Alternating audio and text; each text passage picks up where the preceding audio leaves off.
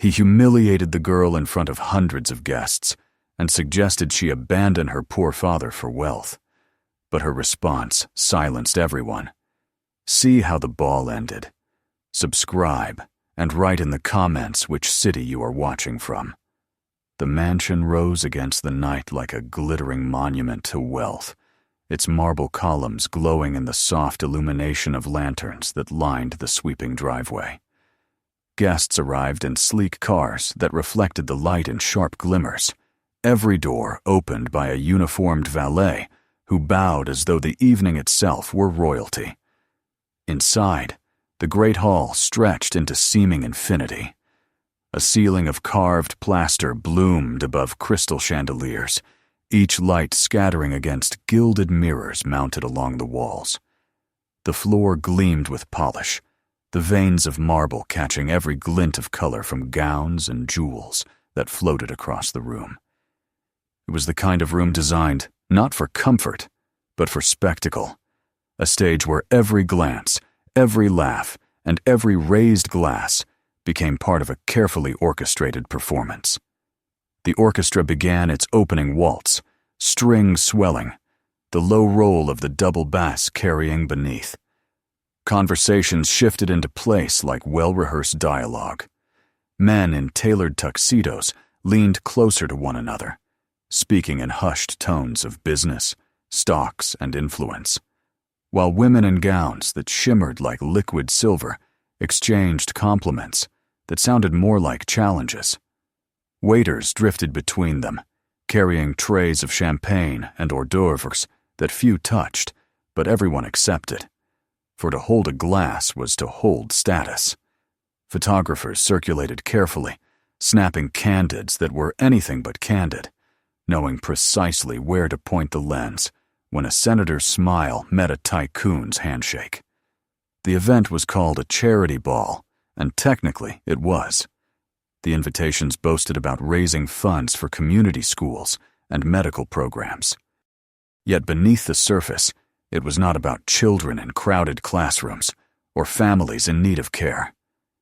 It was about image. It was about how magnanimous the powerful could appear when framed by chandeliers. To prove the sincerity of their gestures, the organizers had invited a handful of families who represented the other half, the ordinary people meant to show that wealth could lean down from its tower and brush fingertips with humility. They arrived quietly, escorted with polite instructions to stand in certain corners or sit at certain tables where their presence could be used when cameras turned that way. They were dressed in clothes that were their best, but not grand enough to blend in. Their shoes squeaked too loudly on the marble, their eyes darted too quickly, their hands clutched bags or children with a nervousness that could not be concealed. They were tokens, not guests, and everyone in the hall knew it. Among them was Michael Johnson, a man whose every line told the story of labor. His hands were rough, the knuckles scarred from years of turning wrenches and carrying heavy parts. The suit he wore was his only one, pressed carefully but worn at the cuffs. He walked stiffly, not from arrogance, but from discomfort, as though the fabric itself knew it did not belong in such a room. Beside him clung his daughter, Lily, a 6-year-old with eyes wide enough to swallow the chandeliers whole. She wore a plain dress, clean but simple, its hem brushing the tops of her small sandals. She clutched her father's hand tightly, her gaze darting between the gowns that floated past her like living oceans and the polished shoes that seemed to march in a rhythm she did not know. Michael entered the hall with his head slightly bowed, though his eyes lifted now and then to study the crowd. He had not come for champagne or the pretense of mingling. He had come because desperation had led him here. A rumor, whispered by a neighbor, had reached him weeks earlier. Wealthy men sometimes used these events to make casual promises, to offer work, to place a word in the right ear. Even a mechanic could find opportunity if he was bold enough to walk into the lion's den. Michael had rehearsed phrases in his head during long nights at the garage, wondering if there was a way to ask for work without sounding like a beggar. His pride fought against his need. He did not want to bow, but his daughter's future pressed on him like an iron weight. Lily, however, saw the room differently. To her, it was a storybook made flesh. The gowns were princess gowns, the music a spell cast from the ceiling. She stared at the sparkling glasses as though they held liquid stars, at the polished staircases that seemed to ascend into secret heavens. Yet the magic was tempered by unease. She felt the glances that brushed her father and herself, the smiles that did not reach eyes, the way some women shifted their pearls as if guarding them. She clung closer to Michael's hand, but curiosity still pulled her gaze outward. At one point, a waiter passed by with a tray of canapes. Lily looked up, her eyes tracing the delicate pastries that resembled flowers, their colors strange and tempting. The waiter hesitated, then leaned slightly, allowing her to take one. Michael shook his head, murmuring that she should not. But she whispered that it looked too beautiful to waste. She bit into it, discovering a taste both sweet and salty, confusing yet delightful. Michael felt a pang of both guilt and sorrow that something so simple seemed so extraordinary to her. Around them, the ball swelled with carefully measured extravagance. Couples glided across the dance floor, the women turning like petals, unfurling in the light, the men leading with practiced indifference. Applause scattered here and there, not for the music, but for the appearances it maintained. Michael stood at the edge, uncertain of his place, while Lily pressed against his side, eyes never still. He felt himself shrinking into invisibility, and yet, at the same time, he knew the only reason they had been invited was to be seen, not as equals, but as props. His mind returned again and again to the purpose of his presence. Somewhere in this room, perhaps near the bar where laughter rose the loudest, was a man who could change his life with a nod, a promise of work and maintenance, a referral to a partner who needed skilled hands. Anything would be enough. But each time Michael prepared to step forward, he caught sight of the gulf between himself and the others. Their cufflinks gleamed like weapons, their language flowed like silk, their confidence grew from generations of belonging here. He was a gardener's son, a mechanic by trade, a widower by cruel fate. He felt the difference in every beat of the orchestra. Lily tugged at his hand, whispering that she wanted to walk closer to the music. He hesitated, then allowed her, for in her eagerness was innocence uncrushed by the weight he bore. She tiptoed along the edge of the marble, her eyes following the dancers as though memorizing each step. The chandeliers above reflected in her eyes, and Michael, watching her, felt for a moment that she belonged more to this room than he ever could. He wondered if children saw the world not as walls, but as possibilities, even when dressed in borrowed courage. As the music swelled to its close, the applause filled the hall once more. Photographers snapped pictures of the leading couples, their gowns and jewels sparkling, as though the world itself applauded them. Michael tightened his grip on Lily's hand, reminding himself why he was here. For her.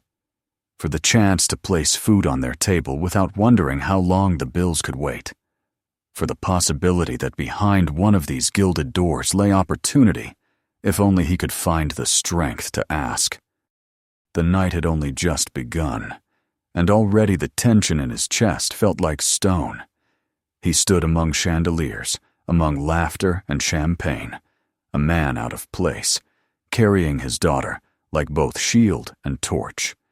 And though the weight of the hall pressed down on him, though every glance reminded him of what he lacked, he could not turn back. The ball moved forward, its grandeur spinning faster, and somewhere within its orbit, his fate waited, unseen but approaching. The orchestra struck its next chord, and the murmur of the hall shifted as couples made their way toward the polished floor. Michael stood still with Lily at his side, feeling the current of wealth sweep around him as if the crowd were a tide that rose and fell with its own hidden moon. He had been in many noisy garages, had listened to the clatter of tools and the rumble of engines, but nothing compared to the orchestration of elegance that unfolded in front of him. Every man seemed to glide with perfect assurance. Every woman curved into her partner's arm as though born to the music. The spectacle was dazzling, yet hollow, the beauty more of design than of heart. He watched as silk swayed and shoes slid without a stumble, and in that moment he felt more removed than ever from the world around him. Lily, however, did not share her father's restraint. She was small enough to be overlooked by the grand shadows of dresses sweeping across the marble, but her eyes were wide with wonder. She leaned forward slightly, her body swaying almost unconsciously to the rhythm. To her, the dance was not a display of superiority, but an invitation whispered through the violin strings. Her sandals tapped softly on the floor, an instinctive movement of a child who had not yet learned that there are places where joy is forbidden. The first waltz gave way to another, smoother and more commanding. The chandeliers above scattered light across the crowd, and the mirrored walls doubled every movement until the room seemed filled with endless dancers. Michael shifted uncomfortably, feeling his own reflection multiply, each version of himself out of place. He considered moving Lily further back, away from the floor, away from the hungry gazes of strangers who looked at them as if they were curiosities. But before he could act, a small figure emerged from the throng of children who had been kept at the edge of the spectacle.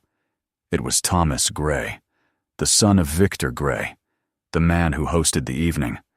Unlike the other children who stood fidgeting in polished shoes and polished manners, Thomas carried himself with a blend of mischief and certainty. His suit was tailored as though he were a miniature copy of his father, the fabric crisp, the bow tie knotted too tightly around his slender neck. Yet in his expression, there was none of the coldness Michael had come to expect from the Grays. The boy's eyes were curious, alive, and when they settled on Lily, they held no trace of judgment. Thomas stepped toward her without hesitation. For a moment the crowd barely noticed, too enraptured by the spinning of their own reflections. But when the boy reached Lily, he extended his hand, with the solemnity of a young knight. She blinked, glancing at her father for reassurance, but Michael, caught between confusion and fear, could not move quickly enough. Lily's small fingers slid into Thomas's hand, and before anyone could stop them, the children stepped onto the marble floor. The reaction was immediate. Some of the dancers faltered, their polished rhythm breaking as the two small figures appeared in their midst. A ripple of laughter, first soft, then sharper, ran across the crowd. Photographers lifted their cameras, recognizing in an instant the novelty of innocence amidst extravagance.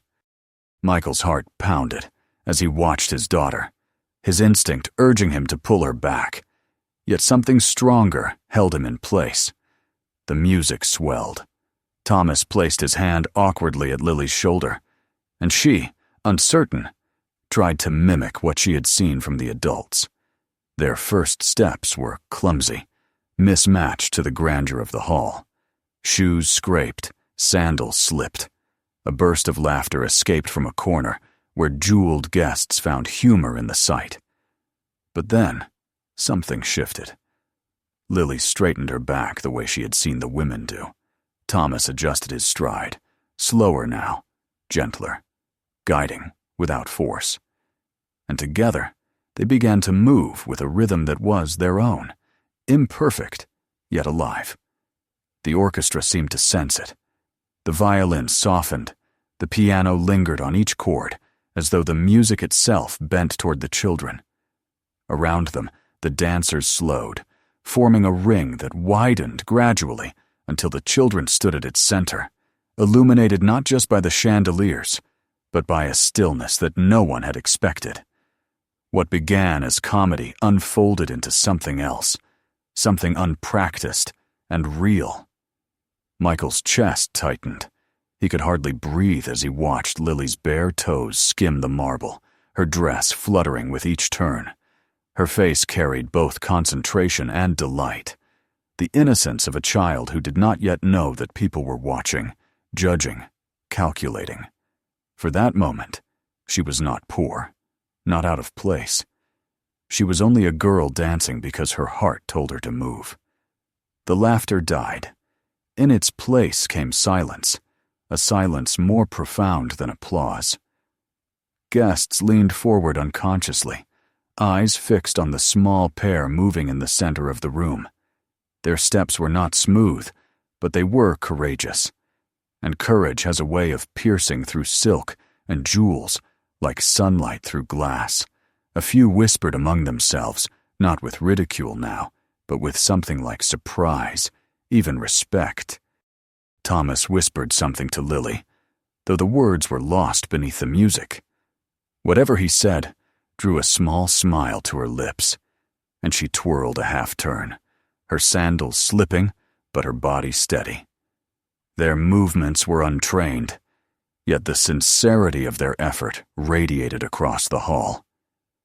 It was as though the children had revealed a truth hidden beneath the costumes, that dancing was never about perfect steps, but about daring to move together. Michael felt a wave of conflicting emotions. Pride battled fear, love battled shame. He wanted to shield her from what might come, from the ridicule that could return at any second. Yet he could not deny the warmth that rose in his chest as he watched her. She was not bowing to anyone. She was not trying to imitate wealth. She was simply herself, and in being herself, she had stolen the breath of the room. The waltz drew to a close. The final note lingered in the air, vibrating softly before dissolving into silence. The dancers froze in their final poses, but it was not the polished couples who held the room's attention. It was the two children, standing in the center with their hands still joined, cheeks flushed, chests rising and falling quickly. For a heartbeat, no one moved, as though even the chandeliers held their light in reverence. Then came the applause. It was hesitant at first, scattered claps that grew in number and force. Yet it was not the wild applause of delight, but the uneasy applause of people who could not deny what they had seen, though it unsettled them. For in those children, they had witnessed something unbuyable, a grace that no fortune could manufacture. Michael released a breath he had not realized he had been holding. Lily turned her face toward him, her smile wide, her eyes glowing with the joy of having dared. He wanted to run to her, to lift her in his arms and carry her away from the gazes of the hall. But before he could move, a new presence stepped forward from the edge of the crowd, and the tone of the evening began to shift. The tall figure of Victor Gray emerged with his glass raised, the host of the night reclaiming his stage. The applause faltered as eyes turned toward him, awaiting his words. Michael's stomach sank, for he knew instinctively that the innocence of the moment was about to be tested, twisted into something else. The dance of the children was over, but the consequences of it had only just begun. The echo of applause still lingered in the marble hall when Victor Gray stepped forward, his tall frame cutting through the crowd as though the air itself parted for him. His glass of brandy glimmered under the chandelier light, and the weight of his presence shifted the mood in an instant. The applause dwindled into awkward murmurs, the silence of expectation replacing the sincerity that had briefly filled the room. Eyes turned to him, not because they admired him, but because his power demanded it. He carried himself with the assurance of a man who had never been contradicted in public, a man whose words were treated as declarations. Michael stiffened. He saw the way Victor's gaze swept across the room and settled on Lily, still standing in the center, with Thomas's hand in hers. The innocence of their dance had been undeniable, yet Michael knew in his gut that Victor would not allow such a moment to stand unclaimed. He saw it in the narrowing of the man's eyes, in the calculating smirk tugging at the corner of his lips. Victor was about to seize what had been genuine and turn it into another performance, one with himself at the center. He raised his glass as if in toast. His voice carried easily, resonant and cold. He spoke of the beauty of the evening, of the power of generosity, and then, with a slow turn of his head, he directed the weight of his words toward the little girl. The hall listened with rapt attention, though many already shifted uneasily, sensing where his speech was headed. He declared that the child's bravery was remarkable, her presence delightful, and then, with a cruel gleam in his eyes, he laughed softly and said she might be better off staying here, in his grand house, under his care. He suggested, in words sharpened like knives, that such a talented girl deserved more than a life, clinging to the hand of a poor mechanic who could not give her marble floors and chandeliers. A ripple moved through the crowd. Some guests chuckled obligingly, their laughter brittle and forced. Others froze in discomfort, their expressions tightening at the blunt cruelty disguised as jest. Michael's heart pounded with rage, each word striking him harder than a physical blow. He felt his daughter being stripped of her dignity in front of strangers, turned into a pawn in the man's arrogance. Yet he could not move. His body was rigid, his fists clenched at his sides, his knuckles white. He knew that if he stepped forward now, if he shouted or struck, he would be confirming every stereotype they already believed of him. Hot-blooded, reckless, out of place. His silence burned him, but he remained still, a storm trapped inside his chest. Lily looked up at Victor, her wide eyes trembling with confusion. She understood enough to know that the man was mocking her father, that the laughter was aimed like arrows at the person she loved most in the world. For a moment, fear crossed her small face. Her shoulders hunched slightly. Her hand tightened around Thomas's, as though seeking courage in the simple grip of another child. The hall seemed to hold its breath, waiting for her to wilt, to look down, to confirm the imbalance of power that had just been declared. But Lily did not lower her gaze. Something within her, born perhaps of loss, of nights spent listening to her father's steady voice, promising that love was enough, flared into a tiny flame of defiance. She lifted her chin, her small frame quivering but unbroken.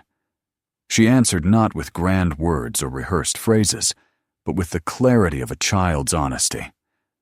She declared in her own way that she did not need chandeliers to shine, that she would not trade the hand that had held hers through storms for any man's fortune. Her voice carried no tremor, and though it was quiet, it cut sharper than Victor's brandy-laden boast. The room shifted, the laughter faltered, the smug smiles evaporated into stunned silence. Guests looked at each other, uncertain whether to laugh at the audacity of a child or to applaud the courage that none of them had found within themselves. A weight pressed down on the host, for though he still towered in wealth and power, he had been bested by the simplest truth spoken from the smallest voice. His smirk froze on his lips, his eyes narrowing into something darker, but he could not disguise the fact that he had been diminished in the eyes of his peers. Michael's chest swelled with a mixture of pride and anguish. Pride for the bravery of his daughter, anguish that she had been forced to stand against such cruelty at all. He longed to rush to her side, to lift her away from the marble floor and shield her from every gaze in the hall. But he held himself back, sensing that her strength had already spoken louder than anything he could add. She had defended not just herself, but him as well, her words restoring what Victor had tried to strip away. The silence stretched, heavy and electric. Then came a murmur, a low sound that spread through the hall like a tide. It was not the brittle laughter of before, but something hushed and unsettled, a recognition that they had all witnessed a line being crossed. Some guests looked at Victor with barely concealed disapproval. Others shifted uncomfortably, as though ashamed by their earlier amusement. And though no one openly challenged him, the air had turned against him. Subtle but undeniable. Victor raised his glass once more, his expression stiff, his voice sharp as he attempted to laugh it off, to pretend it had been nothing but harmless jest. But the moment had passed beyond his control. No matter what he said now, the memory of the girl's defiance had lodged itself in the minds of the crowd, and his cruelty had been exposed. The orchestra, sensing the need to dissolve the tension, struck up a new tune. The music filled the air again, but it could not erase the truth of what had happened. Guests returned to their conversations, but their eyes lingered on Michael and Lily, on the simple figures who had stood against opulence and mockery. They did not laugh now. They watched with something closer to respect, though tinged with guilt for having allowed the moment to unfold.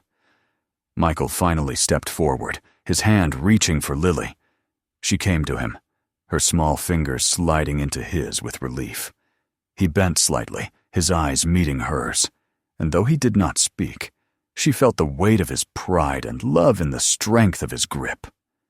Together, they turned away from the center of the floor, leaving the laughter, the chandeliers, and the cruel words behind them. The evening continued, but something had broken in its veneer. The grandeur still glittered, the music still played, yet beneath it all was a silence that no violin could cover. The host had faltered, the poor man's daughter had spoken, and the room was left to reckon with the truth that courage does not require wealth, only heart. What had begun as a dance had become a battle, and though the world might try to resume its rhythm, nothing would ever sound quite the same again. The night pressed on, though the brilliance of chandeliers and the velvet tones of the orchestra could not disguise the fracture that had opened in the hall. Victor Gray's mocking toast lingered in the minds of the guests, no matter how much he tried to smooth it over with forced laughter and dismissive charm. The moment had revealed something none of them could easily forget. A man of immense wealth had chosen to humiliate a child, and that child had answered with honesty that struck harder than any insult. The grandeur of the ball resumed, but it now felt rehearsed, brittle, like an old stage play in which the audience no longer believed. Michael stood in the shadow of one of the tall marble pillars, Lily close to his side. He had guided her gently away from the center of attention, but he could not remove the memory of all those eyes watching them, weighing them, trying to decide whether they were intruders or symbols. His pride swelled at the thought of her courage, yet it was tangled with fear for what would follow. He knew men like Victor Gray. They didn't take kindly to being defied, even by children, especially by children. And he knew that defiance in such circles was remembered not as bravery, but as insult. Lily clung to his hand, but she was not trembling. Her face, though pale with exhaustion from the evening, carried a strange light of determination, as though the moment on the dance floor had planted something within her, a seed that even ridicule could not uproot. She whispered once that she wanted to leave, and Michael longed to take her home, back to their small apartment, where the air smelled of oil and bread rather than perfume and wax. Yet he hesitated, sensing that walking away now would mean surrendering entirely to the narrative Victor had tried to cast, that they were out of place, that they had no claim to dignity among marble floors. The crowd shifted again when Victor reappeared near the head of the hall, speaking with clusters of men whose suits cost more than most families earned in a year. His gestures were wide, his smile constant, but his eyes flickered with irritation. He had been wounded, not fatally, but enough to know that whispers would follow him long after the music faded. He wanted to reclaim control, to remind everyone of the gulf between them and the mechanic who stood at the edge of the room. And so, as though on cue, he called for silence once more. The orchestra softened. Glasses were lowered. Guests turned reluctantly, uncertain if they wanted to hear what came next, but compelled by habit to obey. Victor's voice carried easily as he spoke of generosity, of the duty of wealth to uplift the less fortunate. He painted himself as magnanimous, insisting that the evening was proof of unity, of the possibility of rich and poor standing together in harmony. Yet beneath his words lay an edge, a subtle twisting of the knife.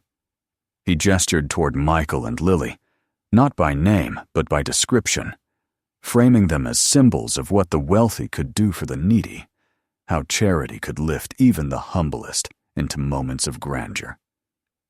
Michael felt the sting of being turned into an object, his life reduced to a lesson in benevolence for men who had never known hunger. His fists tightened, but he kept his expression calm for Lily's sake. She tilted her head upward, eyes darting between Victor and her father, sensing the tension, but not fully comprehending the weight of being used as an exhibit. Then, in a gesture meant to display ultimate power, Victor called Lily forward again. He invited her in front of the crowd, praising her dance, her innocence, and in the same breath suggesting that such potential belonged in a house like his, nurtured by marble and chandeliers rather than grease-stained overalls. The cruelty of the offer was disguised as kindness, but its message was unmistakable. Abandon the poor man and step into the golden cage. The hall froze. Guests shifted uncomfortably, some glancing at Michael with pity, others with curiosity, all wondering if the child would bend. For Victor, this was a test not of her, but of Michael himself, an attempt to strip him of pride, to remind him that in this room his love meant less than wealth. Lily took a small step forward, her sandals tapping lightly on the marble. Michael's breath caught, every instinct screaming to pull her back, but he forced himself still, trusting the courage he had already seen in her. She looked at Victor, her small hands clenched at her sides, and in her gaze there was no awe, only clarity. She shook her head once, firmly, and stepped back toward her father, pressing her face into his side, as though to make her choice unmistakable. The rejection was simple, but it carried the weight of thunder. A child had chosen love over wealth, loyalty over marble, and the truth of it could not be spun into Victor's narrative. For the second time that night, he had been defied by the smallest voice in the room. The guests stirred uneasily. Some applauded quietly, others muttered disapproval of Victor's cruelty.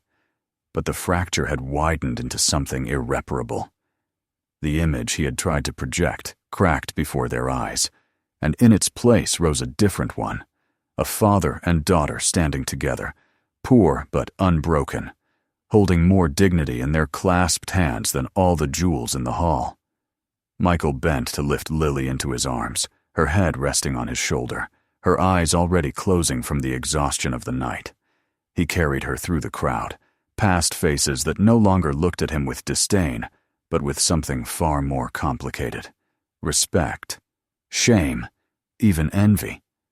He did not acknowledge them. He walked with steady steps, each one a refusal to bow, until he reached the doors of the hall. As he crossed the threshold, he felt a hand on his arm. One of the guests, a woman in a gown of deep green velvet, pressed a card into his palm and whispered that he should visit her husband's firm the next morning. Her eyes carried none of the arrogance he had seen in others, only sincerity. Before he could respond, she disappeared back into the crowd, leaving him with the weight of possibility clutched in his hand. Outside, the night was cool, the air free of perfume and pretense. Michael breathed deeply, the tension in his chest easing at last.